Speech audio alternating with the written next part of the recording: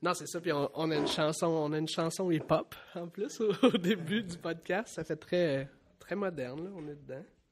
Bonjour et bienvenue au Résilience Podcast, le podcast de l'adaptation au changement climatique. Et je suis votre animateur, Marc-André Demers. Les conséquences des changements climatiques sur nos usages de l'eau et du territoire posent la question de l'adaptation de nos communautés. Le Résilience Podcast va donc à la rencontre de gens passionnés par le sujet pour améliorer notre compréhension collective du phénomène. Dans ce troisième épisode, intitulé Action et rétroaction, on rencontre Mathias Glass, professeur à l'École des technologies supérieures de Montréal. On s'intéresse à l'approche dynamique des systèmes, à l'implication d'experts dans les processus de concertation et à l'harmonisation des cycles temporels et industriels. Bonne écoute! Dans la nature, c'est comme ça que ça se produit. Hein. Tous les écosystèmes, c'est pas juste un enchaînement de cause à effet, puis c'est pas une vision linéaire des phénomènes. C'est les flux. Mais c'est effectivement à travers les échanges d'informations, des flux d'énergie, des flux de matière, on a souvent une rétroaction sur le système, sur le début du système, qui fait qu'à un moment donné, le système va se mettre en un point d'équilibre. Dans la nature, tout ce qui est à l'équilibre, c'est parce que c'est des principes de rétroaction qui fait qu'on conserve un niveau d'équilibre, ou en tout cas une stabilité dans les systèmes. Tous les systèmes instables, c'est ceux pour lesquels il y a une rétroaction, mais qui amplifie le phénomène et qui va faire que le système il disparaît, genre parce qu'il n'y a plus d'eau, donc il n'y a plus d'arbres. S'il n'y a plus d'arbres, il y a un phénomène de désertification. Okay. Donc on le retrouve par exemple avec toute l'approche proie-prédateur. Si on veut revenir à l'aspect plus acteur du territoire, c'est toute l'approche proie-prédateur. C'est que quand il y a beaucoup de proies, l'avantage c'est que ça fait augmenter le nombre de prédateurs. Sauf que si on augmente le nombre de prédateurs, ça va faire diminuer le nombre de proies. Si on diminue le nombre de proies, les prédateurs diminuent. Donc on obtient un équilibre dynamique, parce que ce n'est pas du tout stable et avec les mêmes valeurs, sauf qu'au cours du temps, on a une approche qui est d'équilibre dynamique d'un système. Donc c'est cette même approche-là, par approche un peu de biomimétisme, qu'il faut qu'on trouve quand on organise nos systèmes humains. Parce qu'au final, un peu le but, c'est la cohabitation des acteurs, pas indépendamment de l'environnement extérieur puis des changements qu'ils subissent, mais en relation avec celui-là. Ben oui, parce si maintenant on ne sépare pas l'activité humaine du territoire dans lequel il se produit, ce qu'on s'aperçoit, c'est que toute communauté, quelle que soit sa taille, elle est fondamentalement connectée à l'environnement et aux ressources. Alors, on peut parler de ressources renouvelables, de ressources non renouvelables, etc. Mais à un moment donné, que ce soit pour son approvisionnement ou sa capacité à absorber les rejets qu'on génère, on est connecté à l'environnement. Et donc, on rentre dans un écosystème naturel, simplement avec un sous-système qui est un sous-système humain. Et si on n'intègre pas la dynamique des écosystèmes naturels, on est vulnérable par rapport à ce qui peut se produire à l'extérieur. Est-ce que tu juges qu'en ce moment, on y parvient ou est-ce que c'est... Est-ce que, tu sais, parce que tu travailles beaucoup avec la SCABRIC sur le territoire du bassin versant de la Saint-Régis, avec différentes municipalités, est-ce que tu trouves qu'on a des raisons d'être optimiste, peut-être, ou dans les efforts qu'on se voit déployer par les acteurs de différents territoires au Québec? Ouais, indépendamment parce que la vulnérabilité, elle n'est pas uniquement, par exemple, due au changement climatique. Elle peut simplement provenir du fait qu'on a une raréfaction de la ressource. Et en fait, on est quand même dans un modèle où on est toujours en augmentation de notre productivité, en tout cas, ne serait-ce que parce qu'on est de plus en plus sur les territoires. Donc on est de toute façon de plus en plus en consommation dans un mode, ce qu'on appelle un mode linéaire de productivité. Donc la vulnérabilité, elle peut être soit parce qu'on a un effet, par exemple les changements climatiques, qui viennent nous perturber, soit simplement parce que notre consommation effrénée de ressources fait qu'on est vulnérable par rapport à sa disponibilité. Okay? Donc, oui, cette vulnérabilité-là, elle peut s'exprimer. Est-ce qu'il faut être positif? De toute façon, toi et moi, on n'a pas le choix, il faut l'être. Maintenant, la façon de réagir par rapport à ces constats-là, que ce soit ne serait-ce que par le fait qu'en consommant des ressources tels que les métaux ou autres. On s'aperçoit qu'à un moment donné, la disponibilité de ces métaux-là, c'est difficile, elle se raréfie, donc il faut qu'on trouve des alternatives. Donc cette approche d'alternative-là, elle est l'essence même de l'action ou de la réaction qu'on doit avoir dans un système pour être capable de s'adapter. Je sais qu'on n'a pas eu la chance aussi l'autre jour de parler suite à l'atelier avec la Scabrique sur le jeu de rôle. Là, puis je serais curieux de t'entendre là-dessus, parce qu'on en a parlé dans les corridors, là, mais de la porte que ça t'a ouvert, un peu comme normalement on te donne le chapeau d'expert quand tu participes à des exercices de concertation qui sont sur le territoire. Puis tu m'exprimais que en tant qu'expert, tu ne sens pas toujours la légitimité de participer à ces exercices-là, puis du fait d'avoir été animé dans un atelier de jeu de rôle, ben là, tu as pu te porter un peu plus à l'exercice, vu que c'était pas concrètement ton chapeau, tu te prenais pas pour un ingénieur en environnement, mais t'étais, je crois, tu devais être l'urbaniste. J'étais urbaniste, aménagiste des cours d'eau. Aménagiste des cours d'eau, ce qui est loin un peu de ta réalité tous les jours. Là. Puis je pense que tu disais que tu avais passé une journée à te mettre un peu dans la botte. Une coupe d'heure. À y travailler, mais ce qui est intéressant dans cette démarche-là, c'est cette espèce de jeu de rôle où on met les souliers, où on prend la casquette de quelqu'un d'autre. L'intérêt, c'est de se mettre dans les conditions du territoire dans lequel on aurait à travailler avec cette casquette-là.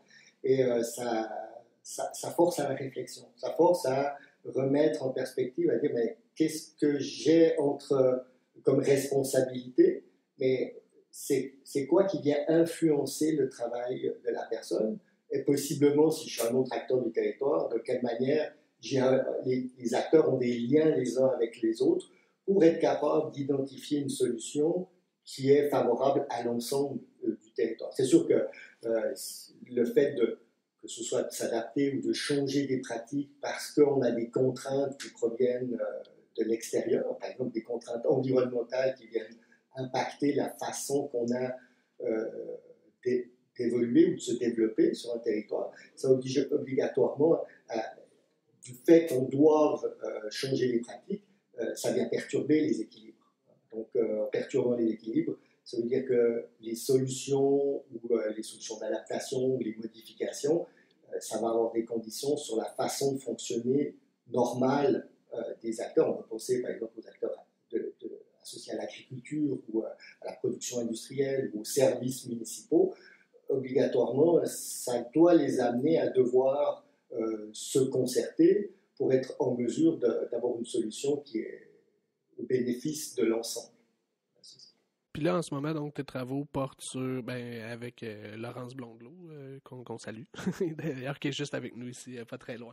Mais, donc, tu sais, on en parlait tantôt, tu as deux principaux axes sur lesquels tu travailles, c'est avoir à proposer une structure d'échange d'informations, de l'accompagner de différents outils pour faciliter l'appropriation par les différents acteurs du territoire de l'information hydroclimatique ou climatique.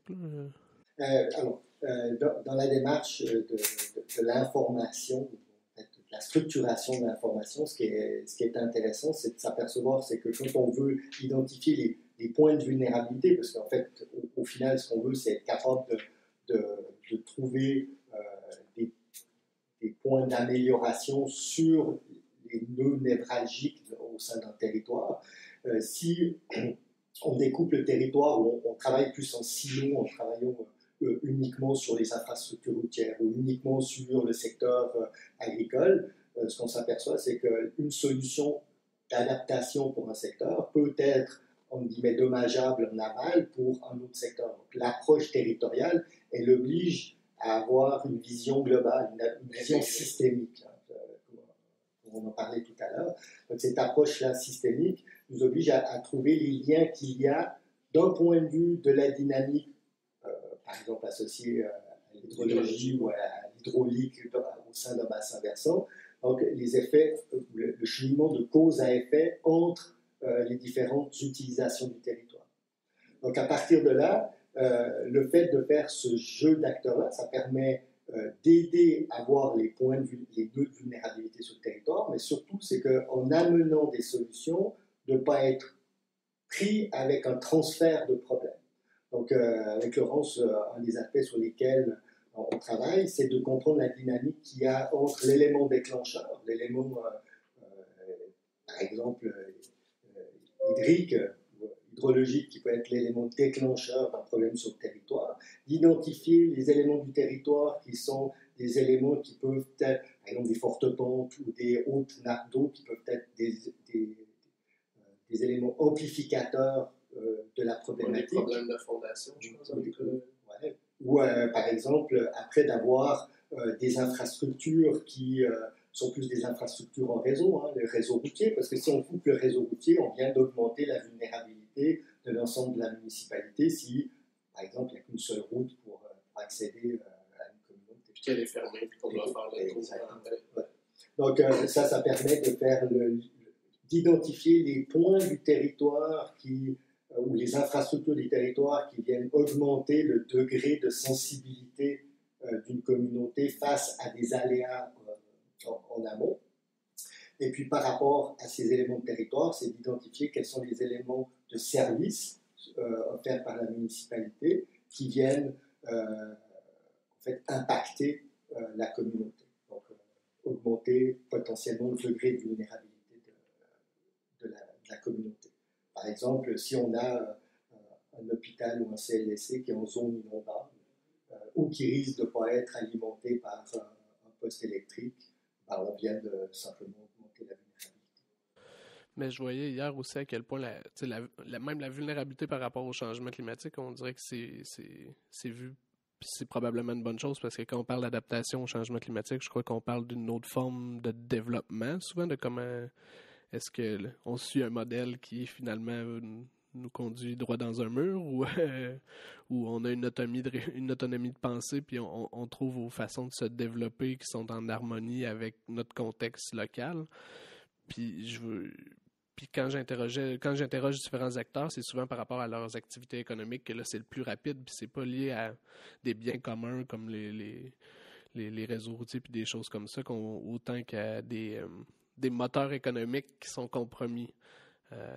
Des activités comme, disons, le canot sur une rivière qui est une vache à lait pour une entreprise, puis qui finalement anticipait pas jusqu'à temps qu'on lui dise que il y a des données qui existent, puis qu'on potentiellement c'est moins 40% que tu vas retrouver de débit d'étillage plus tard. Puis là, c'est rien, là. En soi, c'est juste un canot puis qu'on ne peut pas adapter, mais ça m'étonne de voir à quel point on se développe encore aujourd'hui sans se poser la question de... de plus en plus au Québec, on dirait qu'on accepte l'idée des changements climatiques. On a quand même passé l'idée de la seule réduction des gaz à effet de serre, mais de dire qu'il faut prendre en compte les changements climatiques de demain dans nos planifications d'aujourd'hui?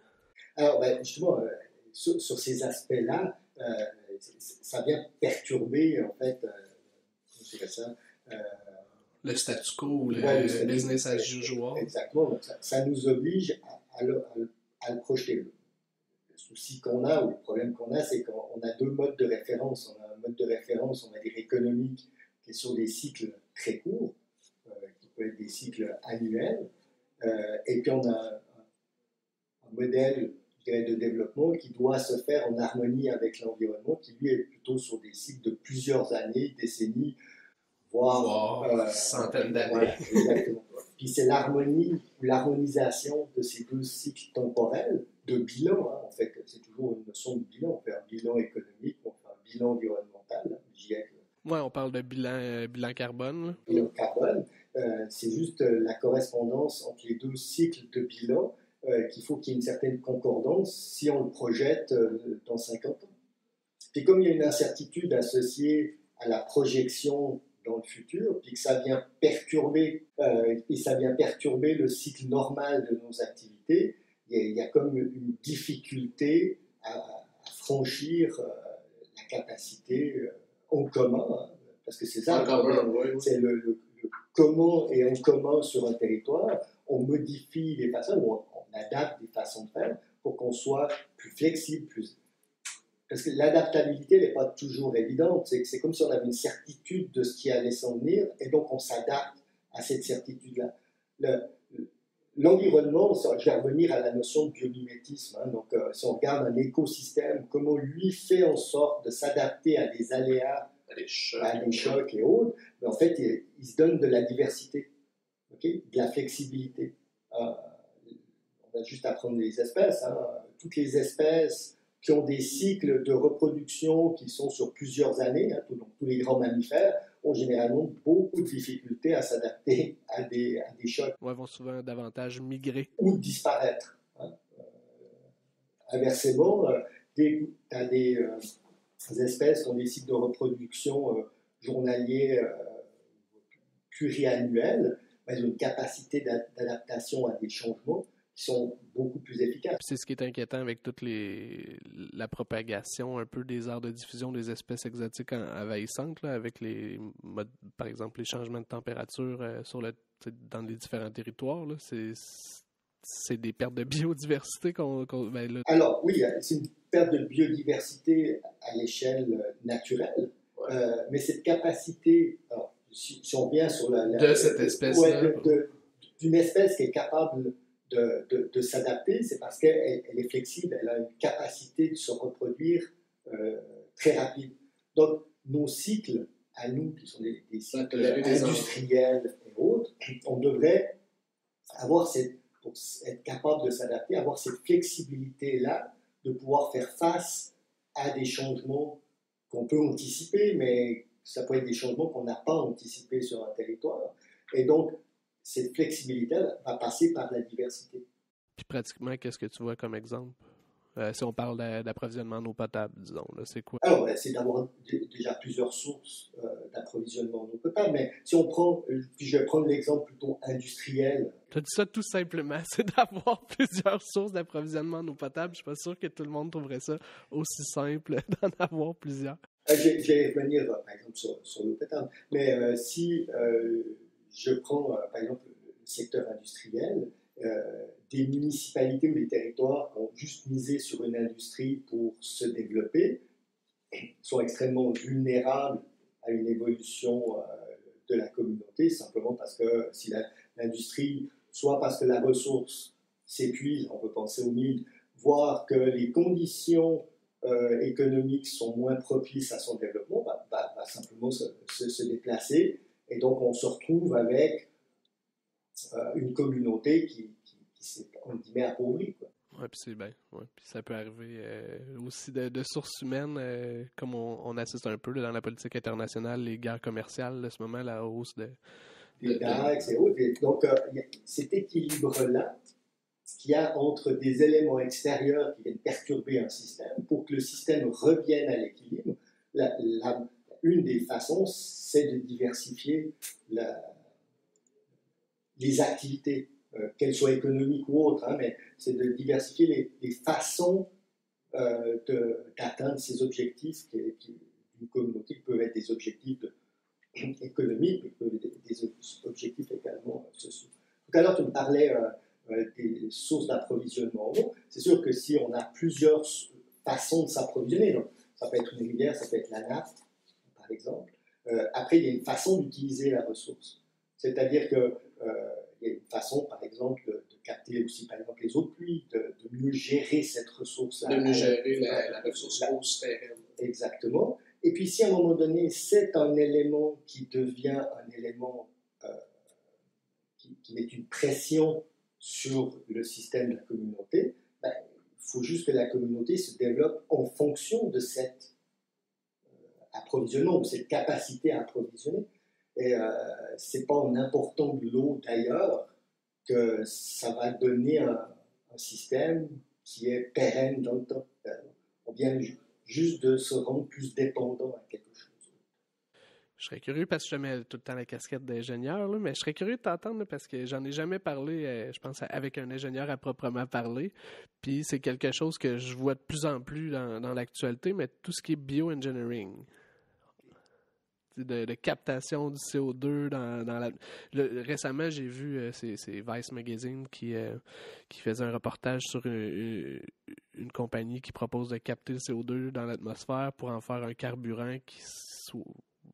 je connais plus trop le procédé, là, mais pour en faire un carburant essentiellement compatible avec tout notre système actuel de voitures.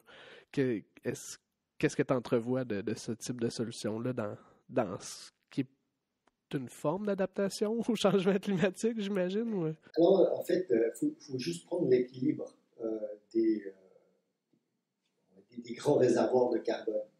C'est que le fait de prendre un carbone de l'atmosphère, hein, qui est sous forme CO2, de transformer, mettre un carbone dans un biocarburant, mais qui va le remettre dans l'atmosphère, on a simplement un cycle local qui fait que, à part le temps entre le captage et puis qui se retrouve dans le réservoir, c'est un carbone qui reste dans l'atmosphère. Mais est-ce qu'on peut penser gérer un bilan équilibré? Alors justement, il ne sera jamais équilibré tant qu'on ira toujours chercher un carbone dans le sous-sol et que ce carbone fossile, on le remet dans l'atmosphère. Ben, je sais pas si tu avais vu, ça m'est revenu en tête, mais c'était au symposium Uranus, là, un peu l'invité d'honneur, là, qui était quelqu'un qui travaillait, est-ce que c'était à l'EPA aux États-Unis, mais il avait fait une belle ouverture là, sur ce sujet-là, puis j'invite tout le monde à essayer d'aller la voir s'ils peuvent un jour l'écouter, ce bonhomme-là. Je te l'enverrai pour savoir qu'est-ce que tu en penses. Moi, je te poserais un petit blitz de questions là, en guise de fermeture. Comment tu vois ou tu te représenterais là, le défi de l'adaptation? Oui. Alors, puisqu'on va revenir au début de la conversation, c'est que le défi de l'adaptation, je pense qu'il y a d'abord la compréhension de la part des acteurs du territoire, s'approprier les enjeux, mais il y a bien un défi associé à l'information du phénomène associé à une raréfaction des ressources ou à une modification des ressources qui arrivent sur le territoire et comment on veut mieux partager ces ressources pour permettre à la communauté de se développer. Donc ça, je pense que c'est un des points, c'est que les gens comprennent la nécessité ou le besoin de devoir s'adapter. Et puis après, il faut simplement reposer sur le fait que l'intelligence humaine, normalement, devrait amener les gens à faire les compromis nécessaires ou les changements nécessaires pour que collectivement, les gens aillent dans une direction qui convient. Un des aspects que je trouve le plus intéressant, c'est que ça amène le fait que derrière peut-être une approche qui a amené les gens à être très individuels par un processus d'industrialisation des activités, à devoir collectivement se remettre ensemble pour trouver des solutions. Le plus bel ou le pire exemple d'adaptation que tu as vu? Ça peut être dans les voyages, des fois c'est là qu'on voit des choses qui nous dépassent un peu. C'est de vouloir s'assurer de continuer de la même façon en allant chercher simplement une ressource un peu plus loin. Ça, ce serait la maladaptation. Oui, ce serait la maladaptation. Parce qu'en fait, on vient juste se rendre vulnérable par rapport à la capacité d'avoir cette ressource. Oui, mais je pense à quelque chose qu'on n'est plus au courant souvent au Québec, qui est, je sais pas si légal c'est le bon terme, là, mais c'est le transfert d'eau entre bassins versants. Ça, on n'aurait pas le droit, puis c'est déjà des pratiques qui s'observent en agriculture, là, même au Québec. Là. C'est une fuite un peu vers l'avant. Ouais. Un des plus grands apprentissages que tu as fait, là, ou un maître que tu as eu dans tout ce qui était du domaine climatique. OK. Alors, je ne vais peut-être pas être forcément sur la notion de climat, hein, parce qu'en fait, c'est un cas particulier, mais je vais revenir peut-être sur la notion d'information. Je vais prendre un exemple peut-être très industriel, mais en fait qui est quand même représentatif du fait que quand on a un besoin d'enlever des incertitudes, la façon de venir interroger l'information, structurer l'information dans dans ce qu'on a besoin comme données, amène à pouvoir générer des scénarios. Et en générant ces scénarios-là par rapport à sa finalité, ça permet d'explorer les possibles. Et avec les acteurs concernés par ceux qui vont devoir vivre en fait avec les scénarios-là, ça permet de venir sélectionner ce qui est peut-être pas forcément le meilleur compromis, parce que le compromis est toujours, c'est comme si c'était un peu une insatisfaction pour tout le monde, mais plutôt le scénario qui correspond le mieux, scénario souhaitable pour l'ensemble.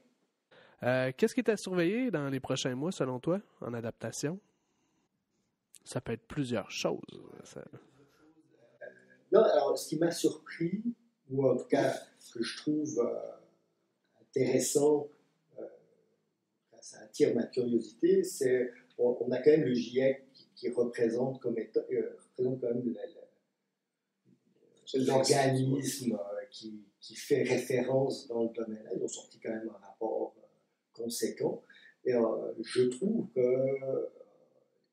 y a très peu de choses qui s'est dit par la suite, très peu de politique.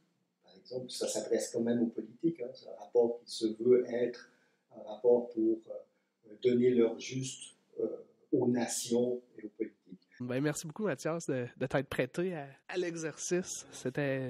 J'aime toujours ça, avoir ton point de vue sur les choses. Voilà ce qui m'a fait notre épisode. J'espère que vous avez apprécié et que vous y avez appris quelque chose d'utile dans votre démarche. N'hésitez pas à suivre la Résalliance sur YouTube, iTunes ou encore vous abonner à notre infolette pour en savoir davantage sur nos autres activités. Notre site internet est à l'adresse robvq.qc.ca/Résalliance RESA2LIANCE. Merci beaucoup et à la prochaine. La Résalliance est un projet financé par le Fonds vert dans le cadre d'Action Climat Québec, un programme du ministère de l'Environnement et de la lutte contre les changements climatiques découlant du plan d'action 2013-2020 sur les changements climatiques.